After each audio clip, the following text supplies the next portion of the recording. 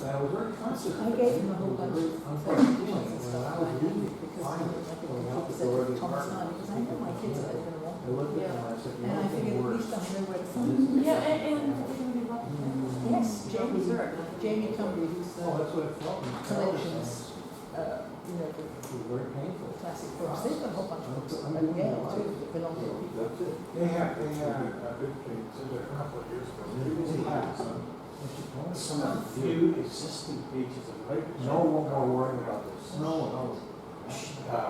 Luke, he was he left. He lived in the area. I think they had 8 issues in his last chapter. And the rest of the TypeScript ship. Now that's, that'll be a fundraiser to do that. She's sort of she gives talks occasionally about various things. So she was really gone with that. It was 16. I got it. Not radical. History but- of Poland.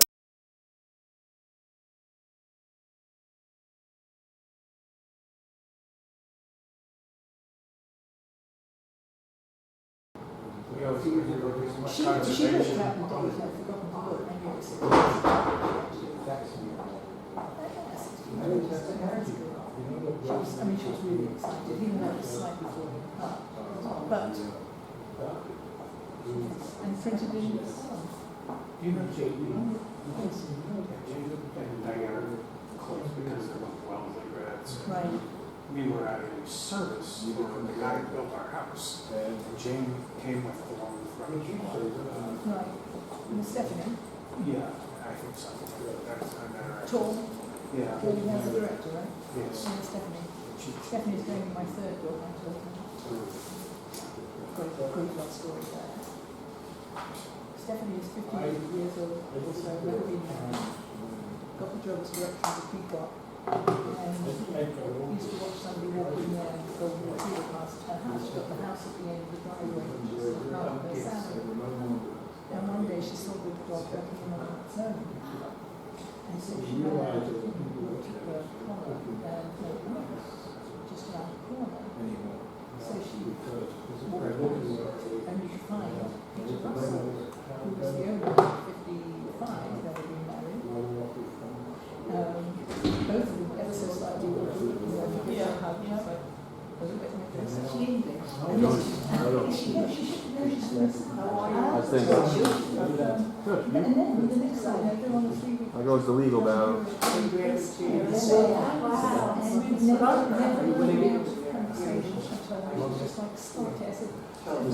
Tread water all the time. That's all changed the details. That's a perfect meat. And there's a dog there. Yeah. That's a I good get setup. stuck in them. I also, it's a pain in the ass.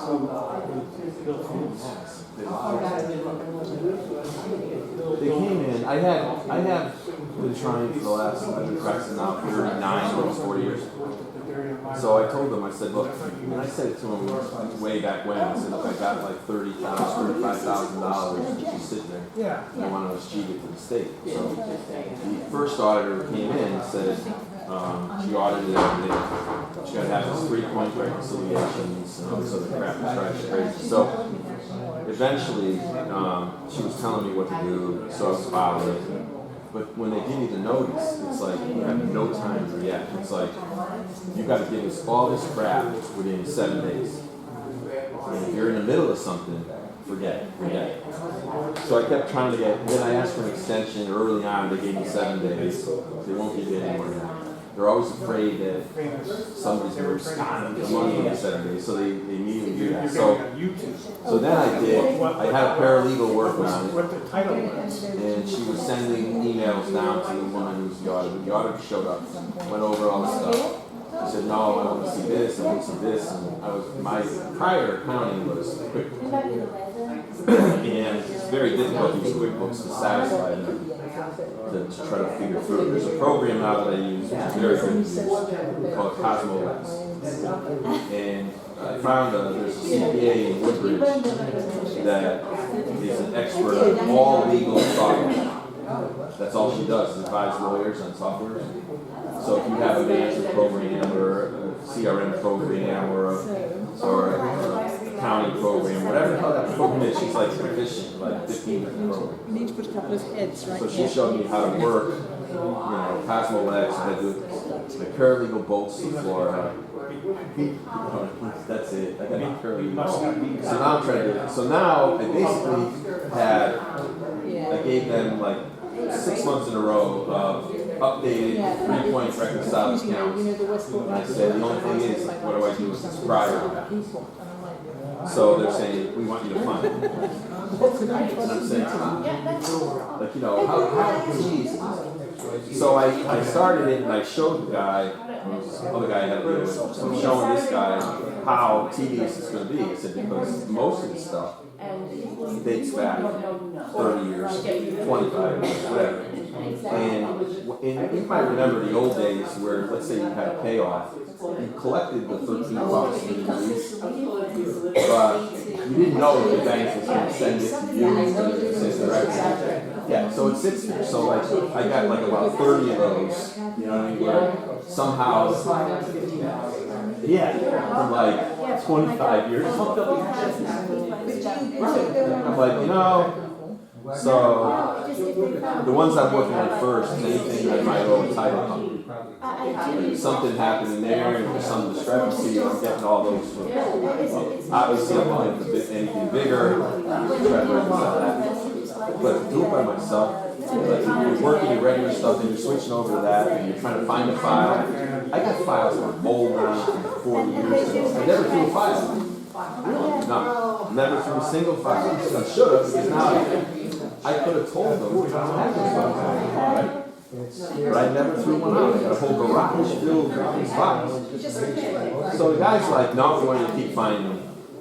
Okay, buddy, it might take me the next 2 years to find a lot of this stuff.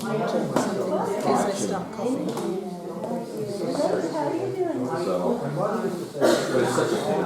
They told me, oh, no, I'm not doing it.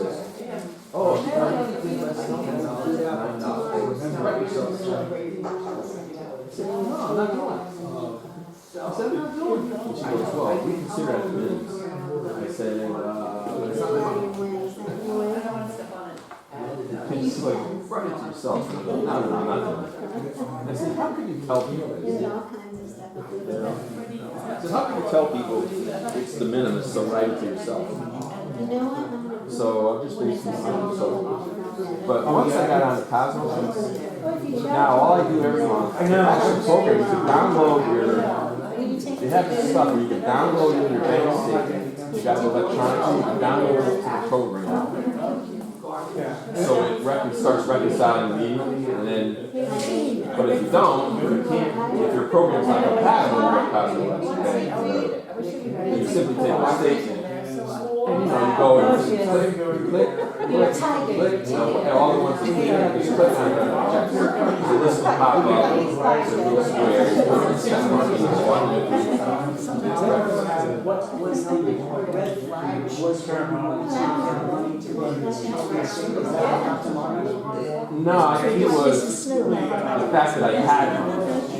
You know what I mean? It was like, if I had done it, which I should have done it, I probably should have cheated that money. It's been about the same amount for like 25 years.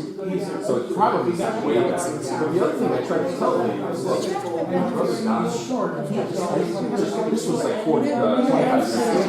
His account went into my account and just overtook it. His client said, I want your $5. So now I got no way of figuring it out. I don't have his $5. So it's like, I had some of them when they transferred clients over. I don't know if they're the ones that are like the left.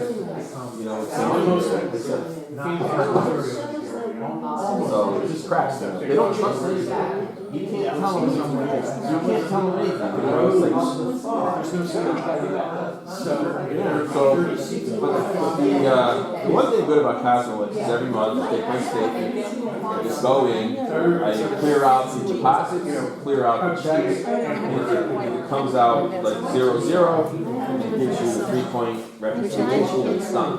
And if you want, like you could go, like say the auditor says, I want to see all your ledgers in the last 6 months. You just go on and click for each file. Click, print, print. You don't need the individual paper ledger that you put in all your property files. That's what you're supposed to do. But I do both now. Now I do a paper ledger and I do it on Excel. Just drives me crazy. It's just not working. I'm saying to these guys, you know, if it's a sale, you know, you're telling me I do all this account, I do all this stuff, all this bookkeeping. It's not working. What the hell am I doing? You know, but it's pulling me away from files we do more. I think the goal, the goal of these companies, title companies, is to get rid of solar. Because I think once they get rid of that, then they don't have it. Because they figure the larger firms, you know, you're going to have these bookkeepers, you're going to have all these people that do all this crap for you. Why should I pay? Like, you know, you can pay a CPA, you can pay an accountant, pay all sorts of reconciliations. Because look at the money you're spending on a reconciliation. What if you had more clothes in that month? So it's like, I'm going to pay out more money to reconcile it than I'm going to pay for actually doing it. It's not working. I don't know. But you introduced me to him, I read his book.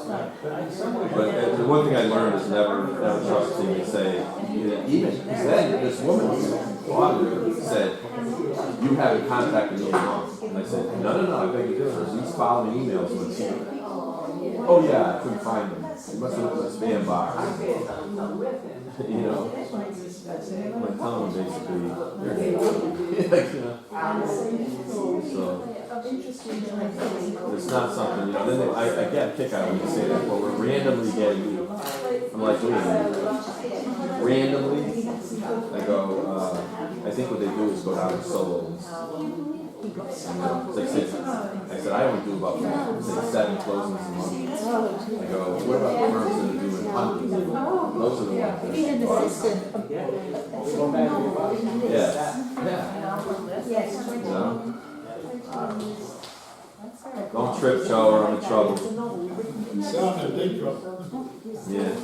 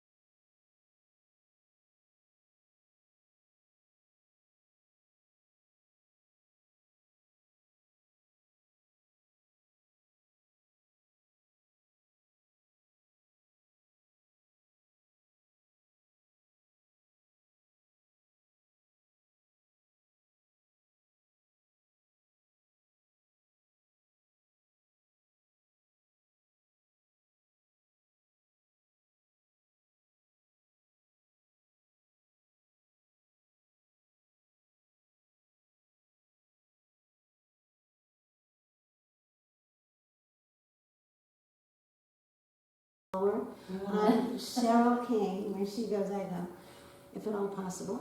I'm Cheryl Kane. I have 2 published award-winning travel books and 3 children's books, and I'm currently a new member of Mystery Writers of America, and I'm working on a new novel. And have I missed anybody that's new? I'm Kate Mayer. I'm a Gabby groupie as well, and I write personal creative nonfiction essays and publish them wherever they will get paid. Okay, for those new people here, and also to remind others here, we're probably the only group, a writing group in America that publishes an anthology. That means the members in this club, when they make submissions, It goes into a book that goes onto Amazon. And there's no cost. All you have to do is submit what you want to do for writing. Of course, you want to make sure it's edited and it's proper and everything else. But a lot of people find that's a unique way to do something. I have a couple of sheets in the back, and one is a sign-in sheet. That's for people that are already members or come on a regular basis. And the other sheet is for visitors. So if you haven't signed that sheet, please go back there, either at the end of the talk or, at the end of the talk, and please sign in. I appreciate it very much. Also, I found a bunch of these library research packets, and they have lots of information. So if anybody here is doing research or they plan on doing research, pick up a copy in the back. Okay, our author, and we're very fortunate in having author Gabby Coatsworth, and she's going to be talking about the major obstacle to writing, which is the fear of rejection. And I don't know how many people know this, but probably the most sought after book in writing, and all kinds of writing, is The Courage to Write. And this touches on that field. And she's going to talk to how we can give ourselves the best chance for acceptance. So, let me invite Thingy. Gabby up. And Thank you. there she is. Thank you.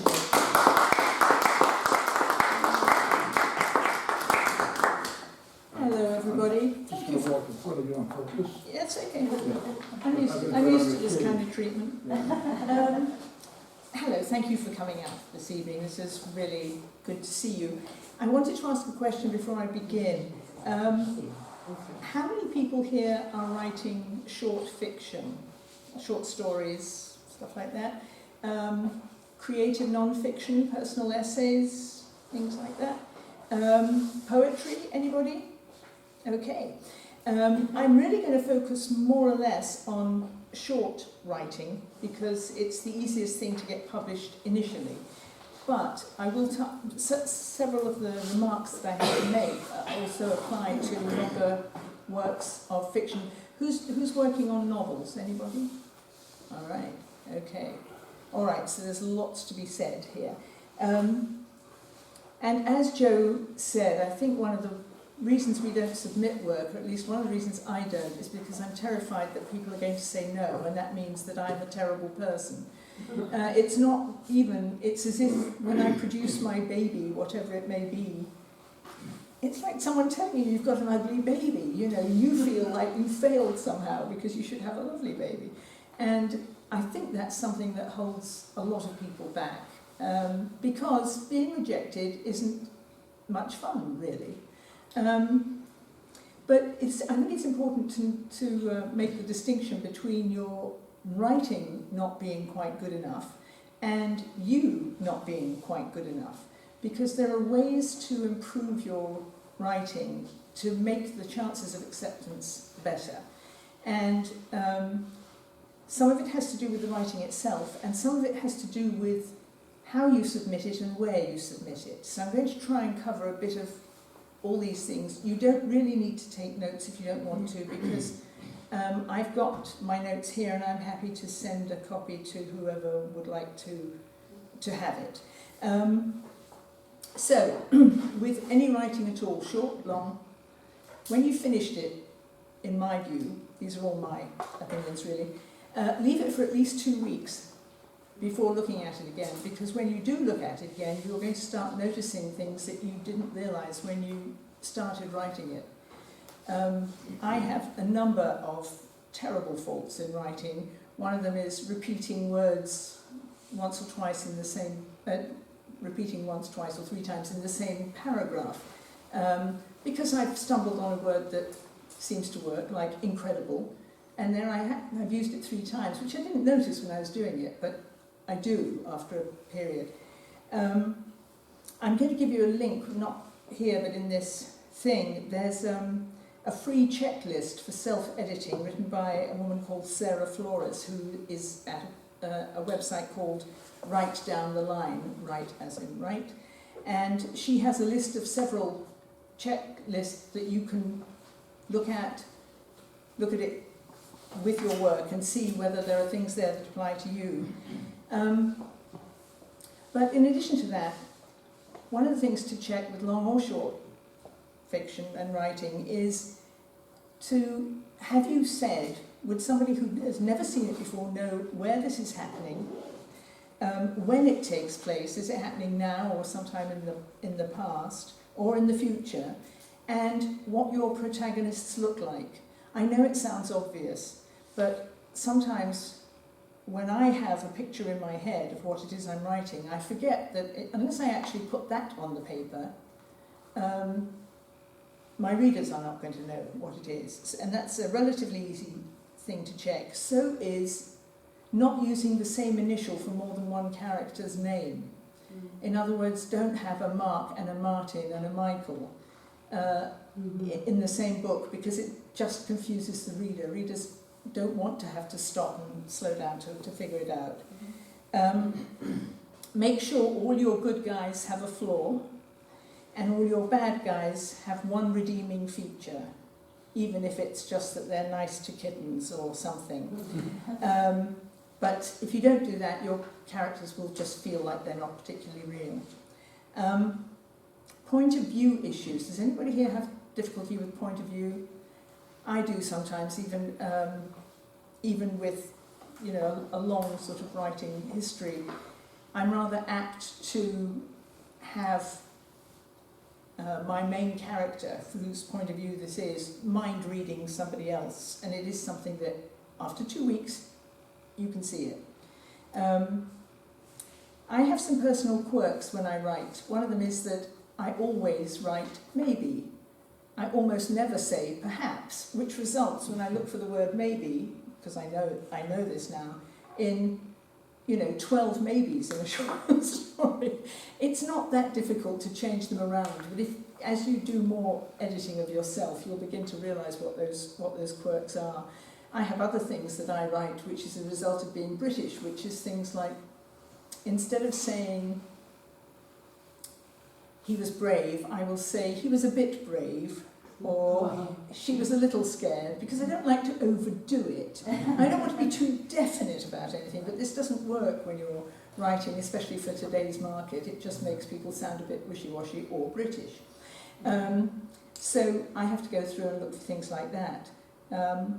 There's some weak words that you can get rid of if you know what to look for, and they're things like nice, good, great, big, small, look. There are different ways to say those things that have more impact.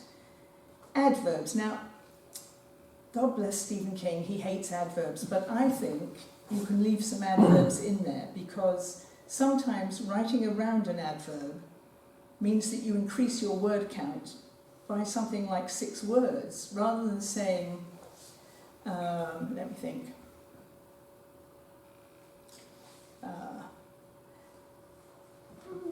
let's have an adverb. Walk slowly. Anything in LY? It's actually, yes, I know. It's actually, it's in particular when you're talking about dialogue. So, rather than saying, he said softly, you could say, he whispered. But the other alternative is to say something like, he said, his voice at a lower register than he would usually use. And it's pointless, just use a short form where it makes the thing sound clunky. And don't be too frightened of it. Don't use too many dialogue tags anyway. He asked, he murmured, he shouted, he cried, he yelled. 1 or 2 of those per short story or per 20 pages of a novel is plenty. Synonyms. If you need synonyms, I found a fantastic site for those. It's called Word Hippo, like the hippopotamus, and much better than the thesaurus that you can find online, because it looks at any particular word that you give them, like the word heart, and it will give you every possible meaning of the word heart, like an organ that beats in your body, courage, and a whole list of others, and then synonyms for all of those, so that you can really refine it down to the word you're looking for, which I find incredibly useful. Long sentences. If any of your sentences are more than 2 lines long, try and break them up because readers are very easily confused these days unless they're academic readers. And I've been looking at an academic book recently because I have to interview the author.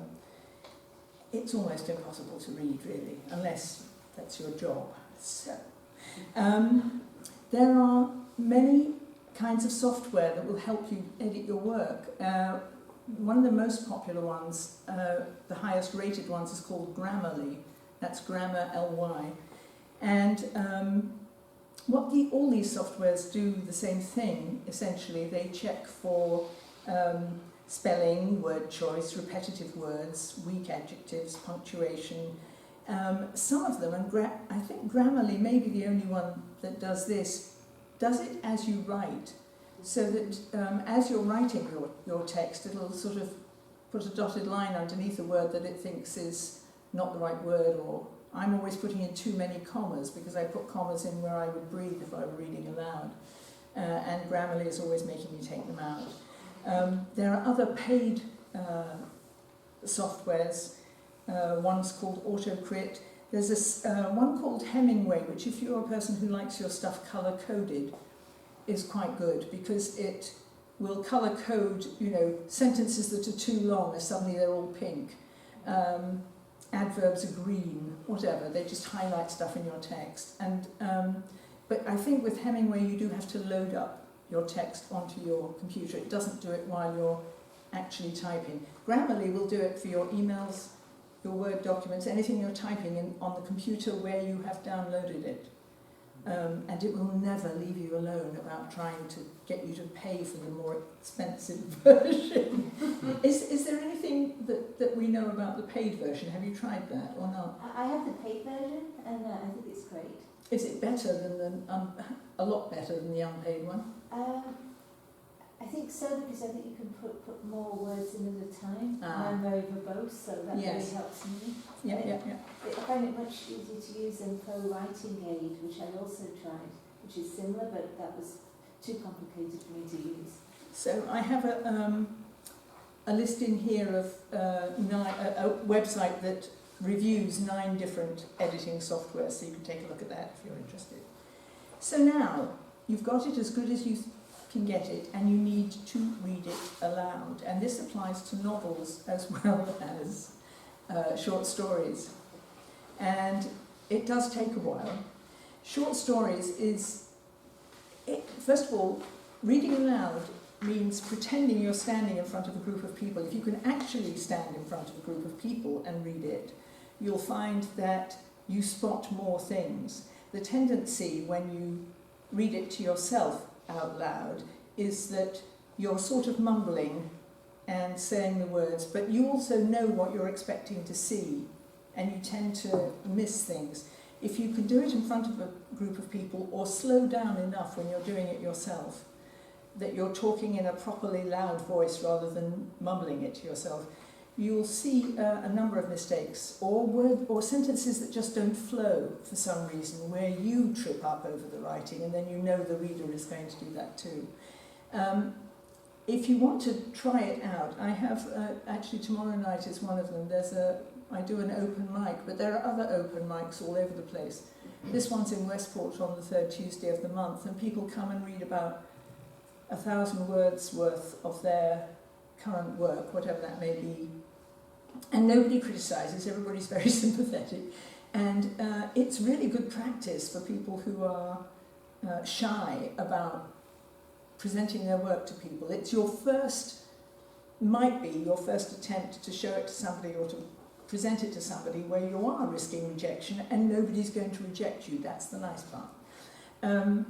So now you've got the writing perfect, you need to get the formatting right. And I know these are all technical things, but generally what people want, what publishers want, is Times New Roman, size 12 point, double spaced. You should start with that. And then, dialogue should be on a new line for each speaker. And then you need to read the submission guidelines for wherever you are going to submit it. They do vary quite a bit. Some publications want your name on every page of whatever you're sending in. Some want no name, but they want the title on every page because they want to judge it without knowing who you are. That's particularly true of contests. But every place that you submit will have very specific guidelines, and you need to read all of them because enough of them are similar that you think you've got it. And then this happened to me the other day. I was submitting not a proposal, but I was submitting my novel, and I was about to send it off to this place, and suddenly realised that they wanted a paragraph on each of the 2 subsequent books, which I hadn't written yet. And I had an idea for one of them, and then I had to invent an idea for the other. But if I hadn't read right to the bottom of that page, which means, you know, just keep scrolling, I wouldn't have noticed, and they would have probably just gone, oh well, that's a person that doesn't pay attention. And people who are reading submissions read a lot of them, or not. They're looking for excuses almost not to read, so unless it's, you know, exactly what they've asked for, they're not going to do it. How many people here are members of critique groups? Anybody? Yes, you've got one, you've got one.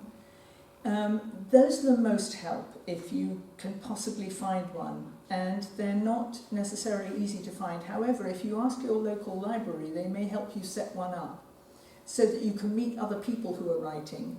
I know there's one at the Trumbull Library on every other Wednesday evening, I think, something like that. And what those do is other people look at your writing and they tell you if they can't understand something. So they're like your first readers, which I find invaluable. If I didn't have, I mean, I've had my book professionally edited and still finding, my critique group is still finding stuff in it that needs fixing.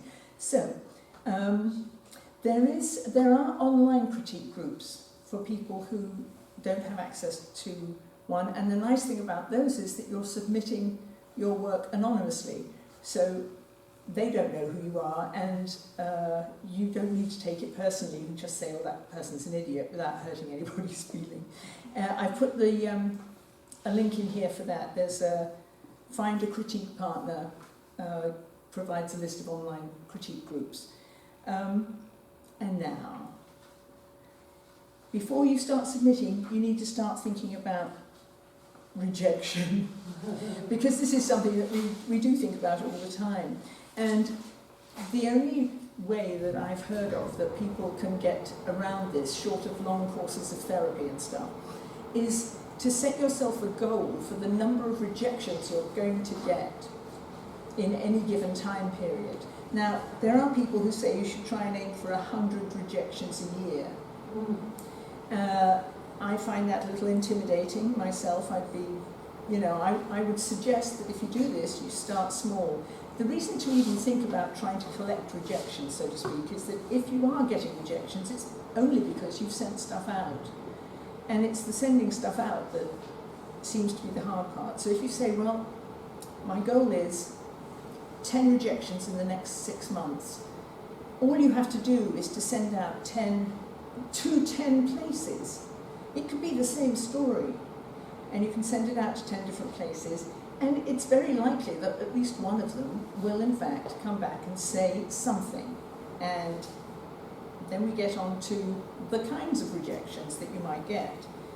There are good rejections. There are rejections that say, I love this, but we published a story on the same subject just last issue, so we can't take this right now. Please send us something else. If they do say that, send something, and if you haven't got anything, write it right then and send it, because it means they like the way you write. And if they ask you to revise something and resubmit it, do that as well, unless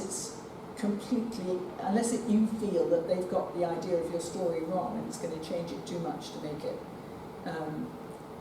it the same story. And then there are the form rejections, and that's okay. Just stick another one on the wall and say, okay, I'm a bit closer to my goal. But you'll find that it's not so terrible after a while. It is,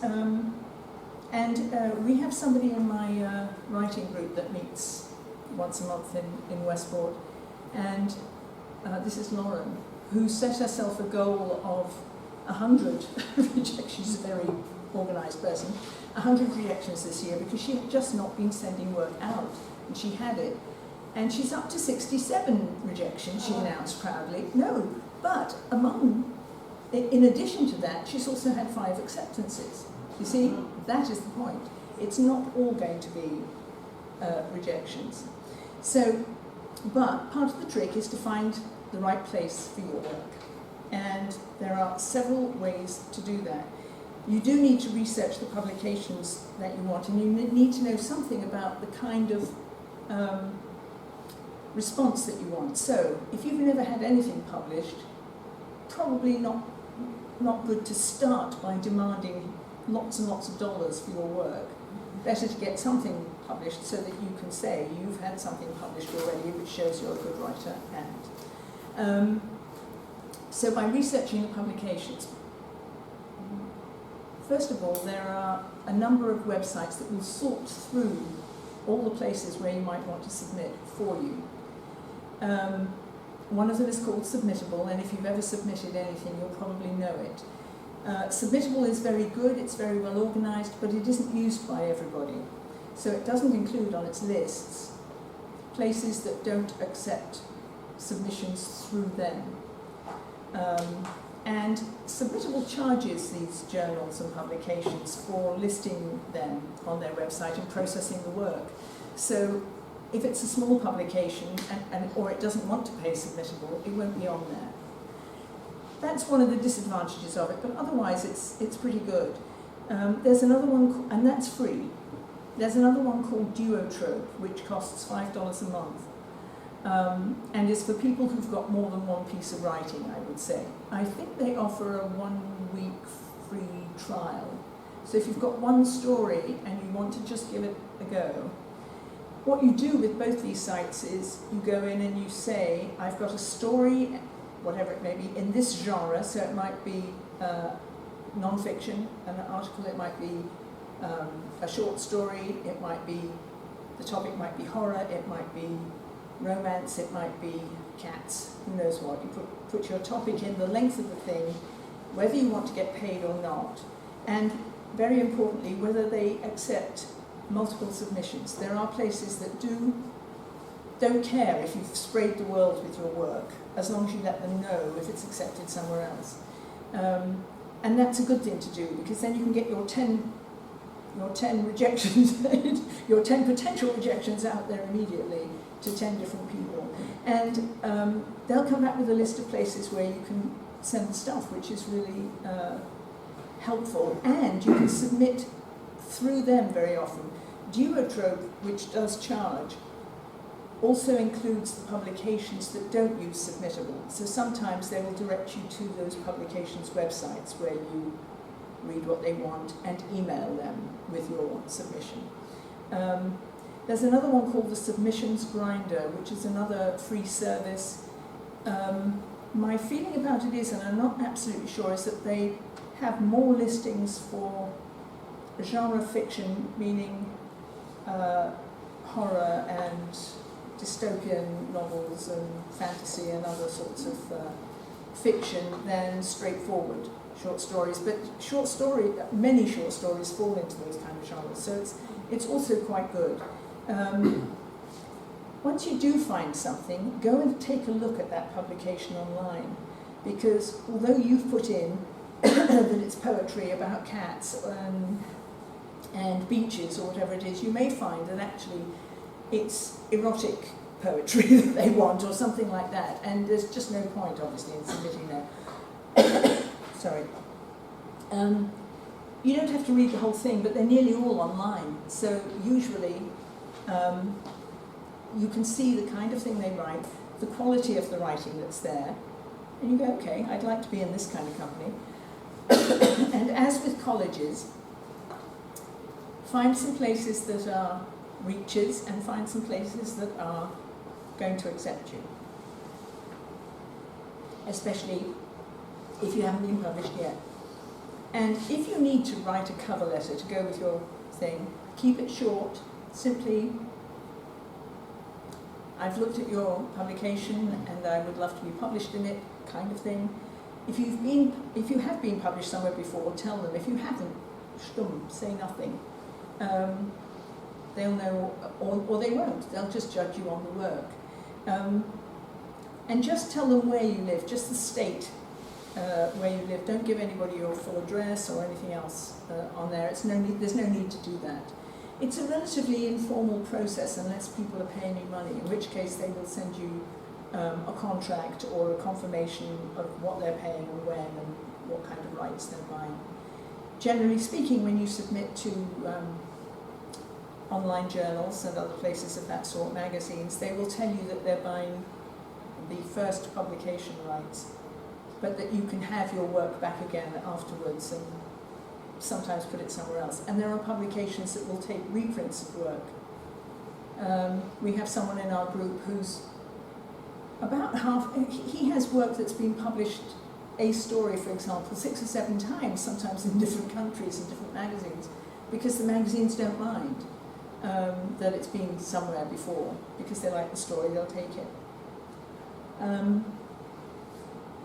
And once you've hit send and the stuff has gone out there, immediately start writing something else, because otherwise you'll sit there checking your email 3 times a day to see whether you've got any answers. And the short thing is you probably won't get answers immediately.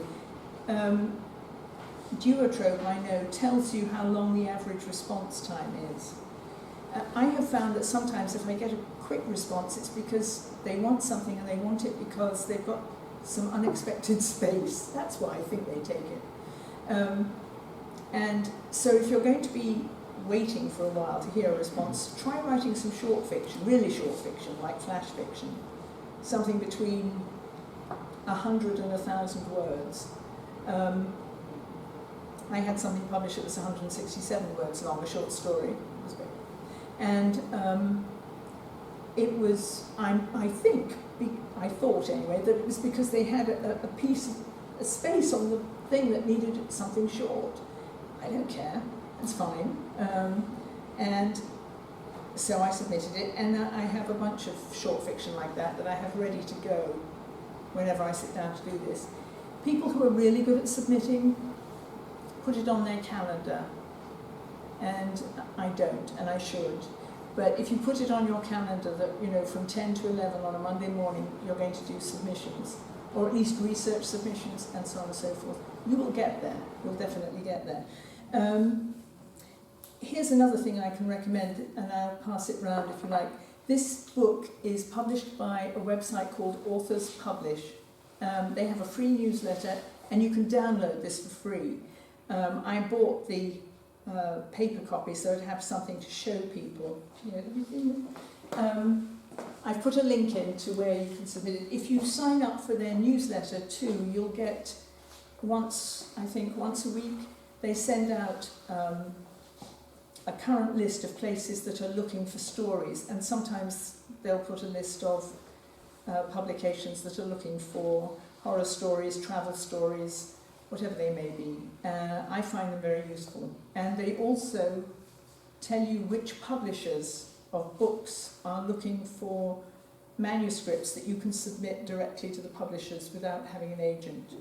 I'm not really going to go into getting agents and things today, because that is a whole different ballpark. It's just not as easy, and not always necessary either. There are more and more publishers, not the huge ones, but some middle-sized, some medium-sized publishers, and a number of smaller ones that will take a direct submission from a writer, so you don't need to have an agent. And in order to do that, you do need to know about how to write a proposal or a query letter, how to describe the work you're doing. You don't need that so much with a short story or an essay, because once you've written it, you can say in a sentence what it's about or why you think it would fit their magazine.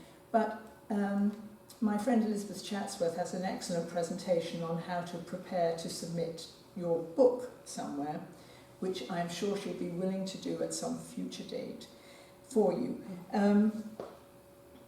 If you get comments in your rejections, which you might get, pay attention to what they say.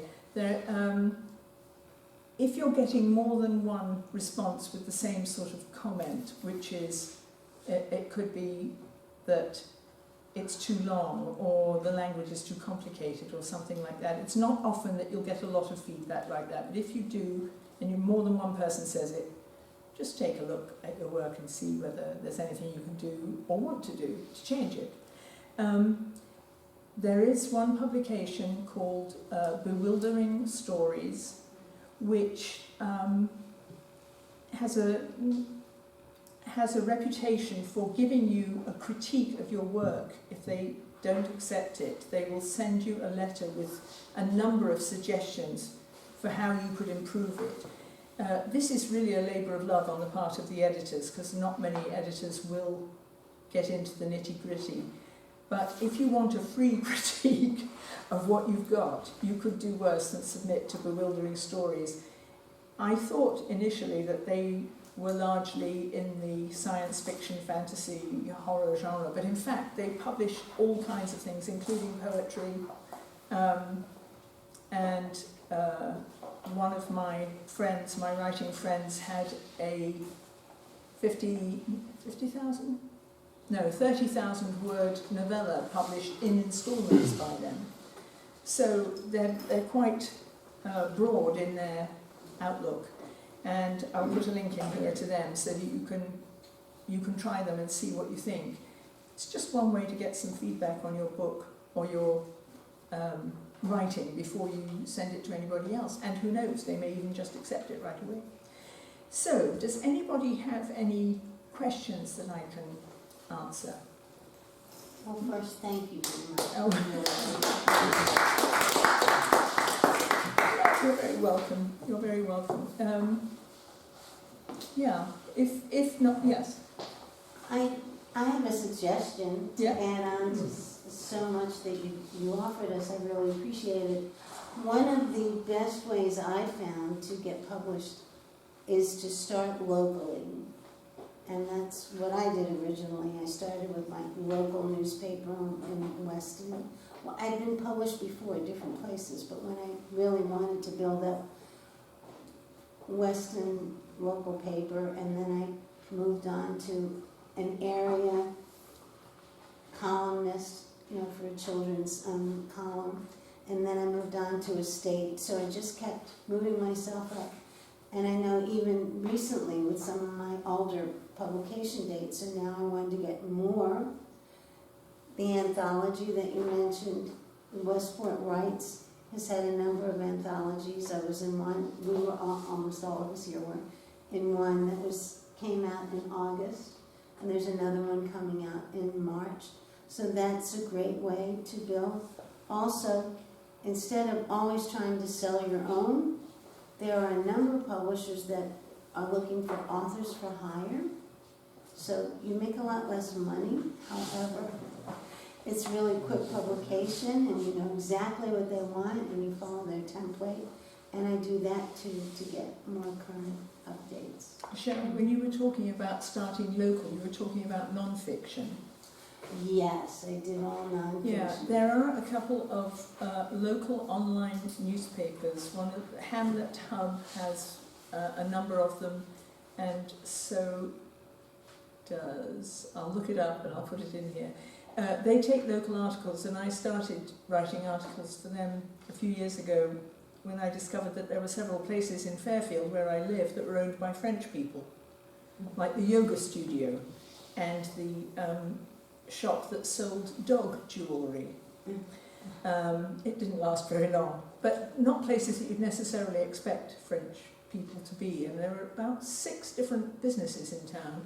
So I just wrote a series, and because it was just a little bit different, they got published, so I was able to say, patch it's called, sorry, there's a patch for almost every town, I think. It's an online publication, and they have subscribers online. It's just another place you can get published without very much difficulty.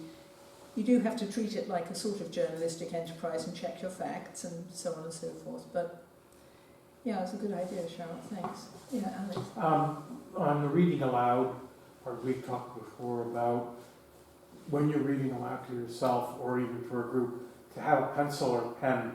So anytime that you do stumble, just put a little check mark on the margin of the That's quite right. manuscript there, so you'll know where Yes. you have to go back and clean it up. Yes, mine are usually exclamation marks because it's like, really? You have the word to in there twice? How did that happen?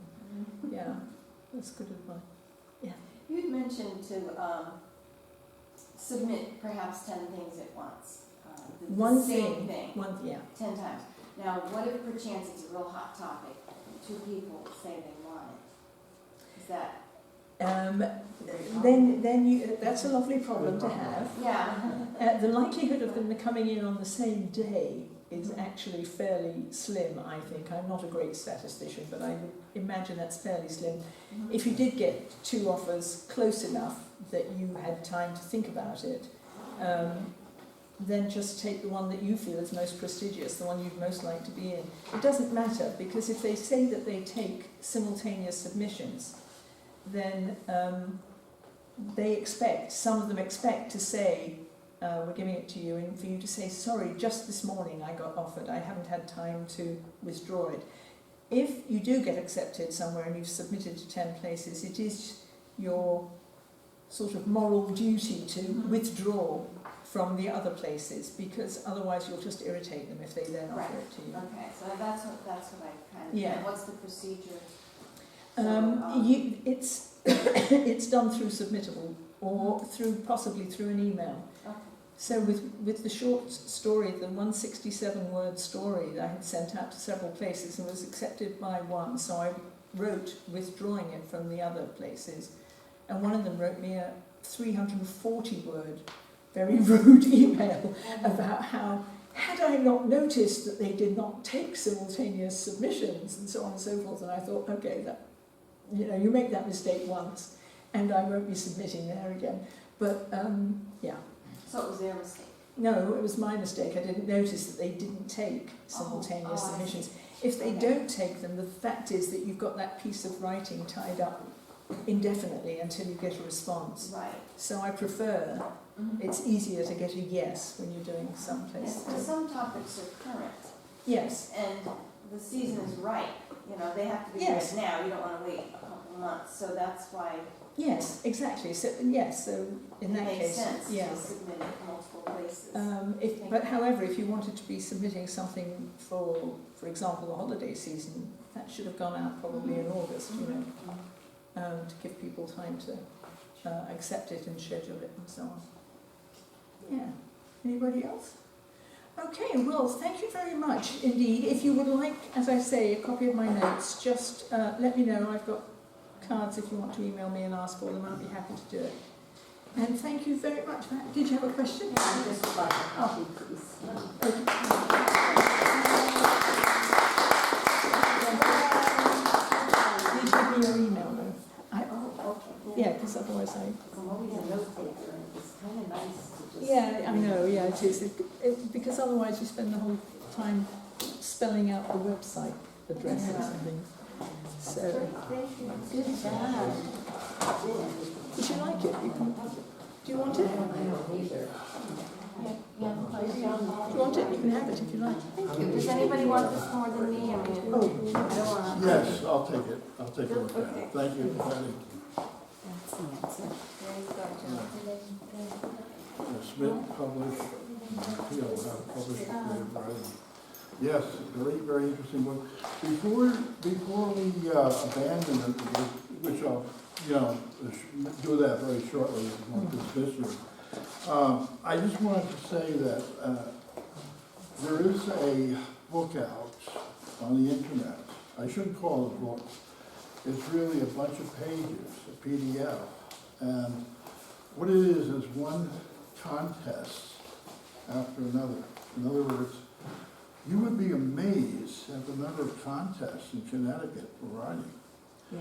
And if it takes that to get a person to write, whether they're giving some sort of reward, or they're giving some sort of money, or something else, that list is very good. Now, unfortunately, we moved, Carol and myself moved, and it's on a computer that I've shut down, so I have to find that. But if I do, I'm going to bring it in and give it to everybody. And even if you don't write on a usual basis, writing for a contest like that. Gabby talked about adverbs and rejection. And Carol and myself have been moving. We moved from our house to what they call downsizing, okay? And basically, another term for it is taking all the crap you've accumulated and become rejected, feel rejected, and feel down because you have all these big boxes to move, and they stack as high as the ceiling. So I'm thinking of Gabby's adverbs like angrily, you know, Sadly. every word I could possibly think of.